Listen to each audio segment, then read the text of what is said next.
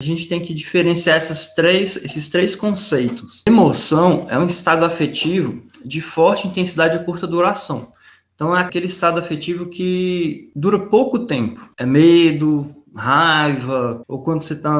Dá um exemplo, né? Você está andando na rua, aí você vê seu crush lá e o coração dispara e tal. Isso é uma emoção. Você não fica o dia inteiro assim. Você fica momentos, depois passa. Quando dura um tempo um pouco maior, a gente chama de sentimento, que é um componente emocional mais estável. A instalação do sentimento é mais lenta, então ela é menos intensa do que a emoção, mas ela dura um período maior. Então, exemplos de sentimentos: tristeza, culpa, às vezes alegria, esperança ou desesperança. Diante de alguns transtornos de humor, a gente consegue deduzir que vários sentimentos vão estar presentes, né? E se a gente está falando de um transtorno, né, de uma coisa patológica, sentimentos ruins vão estar presentes. Então, tristeza, culpa, isso vai ficar presente de uma maneira constante. Se for um caso de euforia, né, de mania, se o paciente estiver eufórico, ele pode ficar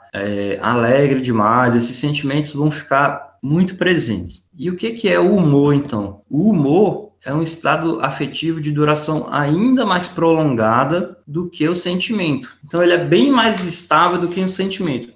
Pensa vocês mesmos, assim, quando vocês ficam tristes, a gente fica triste por um tempo, mas depois passa. A tristeza, ela dura bem mais do que um susto, por exemplo. O susto é só naquela hora. A tristeza, ela dura um período maior. Você pode ficar algumas horas ou alguns dias ali, depois passa, né, assim, teoricamente. Mas o humor, ele é uma coisa bem mais estável. Ele é o nosso estado predominante da afetividade. Então, o nosso humor, ou ele está eutímico, que é o que a gente chamaria de normal, mas ele pode se polarizar tanto para baixo, que aí seria um humor deprimido, ou então para cima, que seria um humor eufórico ou disfórico. E justamente pelo fato do humor poder polarizar, é que ele pode polarizar de uma maneira que vira uma doença. E aí a gente chama de transtorno de humor. A gente não fala que é um transtorno de sentimento, é um transtorno de humor, porque o humor é uma coisa muito mais constante.